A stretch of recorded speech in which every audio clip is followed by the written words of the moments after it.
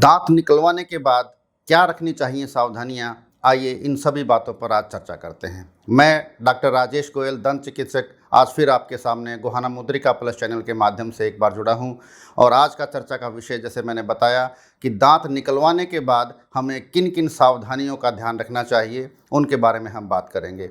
दांत निकलवाना एक बहुत सी कॉमन समस्या है, जिसके बहुत दुष्परिणाम कई बार सामने आते हैं। कई पेशेंट दांत निकलवाने के बाद ब्लीडिंग नहीं रुकने की कंप्लेन के साथ आते हैं। उसका कारण क्या होता है, आइए आज उस कॉम्प्लिकेशन के बारे में समझते हैं। देखिए, अगर ब्लीडिंग ज़्यादा हो रही है तो उसका कारण कहीं ना कहीं दो भागों में विभाजित करते हैं। एक जेनेटिक डिसऑर्डर जो कि बहुत रेयर है, हीमोफीलिया नाम की एक बीमारी होती है। कुछ मरीज जो उससे ग्रसित होते हैं, उनमें अगर मामूली सा कहीं पर कट भी लग जाता है तो उनकी ब्लीडिंग रुकना बहुत मुश्किल होता है। अब हीमोफीलिया क्या है? हीमोफीलिया एक ऐसा आनुवांशिक रोग है जिसमें खून को जमने के लिए जिन जरूरी तत्वों की ज़रूरत होती है वो हमारे शरीर में नहीं होते हैं, जिसकी वजह से कोई भी ब्लीडिंग रुकने में असमर्थ होती है, वो रुक नहीं पाती है। उसमें कुछ क्लोटिंग फैक्टर होते हैं, फैक्टर 8 और 9, वो हमारे शरीर में या तो कम बनते हैं या बिल्कुल नहीं बनते हैं, जिनकी वजह से जो क्लोटिंग फॉर्मेशन होती है, ब्लड का थक्का जो जमने की जो प्रक्रिया है, वो सुचारू रूप से नहीं बन पाती है और पेशेंट की ब्लीडिंग नहीं रुक पाती है। दूसरा फिजियोलॉजिक कारण क्या होता है, कई पेशेंट दांत निकलवाने के बाद आपका डेंटिस्ट जो आपको कॉटन दबाने के लिए देता है उसको ठीक प्रकार से दबाते नहीं हैं और उसको पहले ही निकाल फेंकते हैं, जिसकी वजह से आपका क्लॉट जो है सेटल नहीं हो पाता है और आपको ब्लीडिंग होती रहती है। सावधानियां क्या क्या बरतनी हैं वो सुनिए। दांत निकलवाने के बाद आप रुई को 1 घंटे तक अच्छे से दबा के रखें। बार बार थूकने का प्रयास ना करें। थोड़ा बहुत थूक खून मुंह में आता है तो आप उसको अंदर लेते रहिए, ज़्यादा बातचीत ना करिए। और 1 घंटे के बाद जब आप उस कॉटन को निकाल के फेंक देते हो, उसके बाद आपको ऑब्जर्व करना है। अगर माइनर रूजिंग हो रही है, उसके बाद भी थोड़ा थोड़ा ब्लड अगर उसके बाद भी आ रहा है, तो आप एक फ्रेश कॉटन को ठंडे पानी में डुबाकर उसको निचोड़कर 10-15 मिनट के लिए दोबारा से उसको रख सकते हैं। अब आपको खाना क्या है? आपको ठंडी और नरम चीज़ें एक्सट्रैक्शन के बाद खानी चाहिए।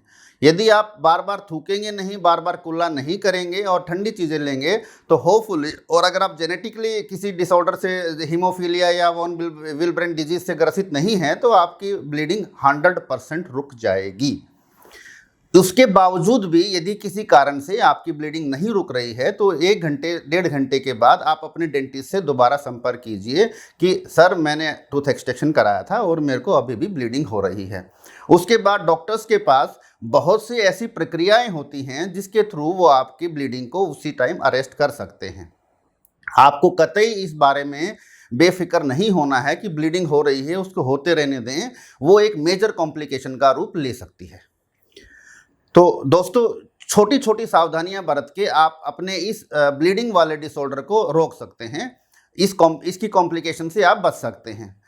एरिएटेड ड्रिंक्स जैसे कोल्ड ड्रिंक्स वगैरह, वो भी आपको अवॉइड करनी चाहिए। कार्बोनेटेड वाटर के अंदर क्या होता है, कार्बन डाइऑक्साइड, उसके अंदर घुलनशील कार्बन डाइऑक्साइड होती है और वो एफरवेसेंस, बुलबुले पैदा करती है, जिससे आपका क्लोट सेटल होने में दिक्कत आती है।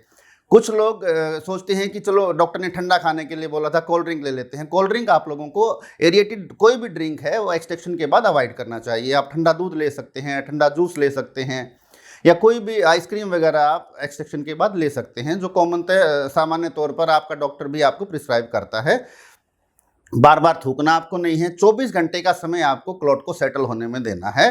24 घंटे तक हम अपने पेशेंट को रिकमेंड करते हैं कि आप बार बार थूके ना, बार बार कुल्ला ना करें। यदि आपने जोर से कुल्ला भी किया है तो ब्लड का जो क्लॉट उसके जख्म के अंदर जो सेटल हो चुका होता है वो डिसलॉज हो जाता है, मतलब वहाँ से निकल जाता है और आपको फ्रेश ब्लीडिंग होना संभव है कि आपको फ्रेश ब्लीडिंग हो जाए।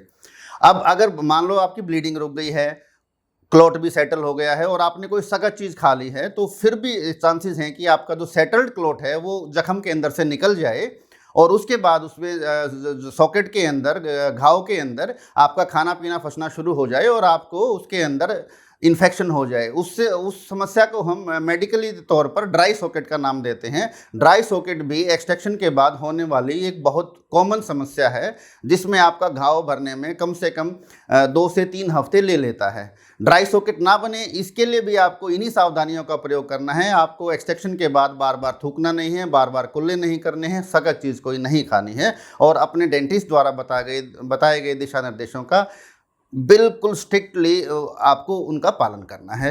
बस यही सब छोटी छोटी सावधानियां आपको बरतनी है। मेरे ख्याल से आप सभी लोगों के समझ में आ गया होगा कि ये थोड़ी थोड़ी सावधानियां बरतने से आप किन किन समस्याओं से बच सकते हैं। तो दोस्तों, यदि मेरे को लगता है कि आप सभी लोगों ने गोहाना मुद्रिका प्लस चैनल को अब तक सब्सक्राइब कर लिया होगा, और यदि किन्हीं श्रोताओं ने अगर ये चैनल सब्सक्राइब नहीं किया है तो इस तरह की ज़रूर जानकारियाँ पाने के लिए आप गोहाना मुद्रिका प्लस चैनल से जुड़ जाइए, इसको सब्सक्राइब कीजिए। धन्यवाद। Thank you. That's all.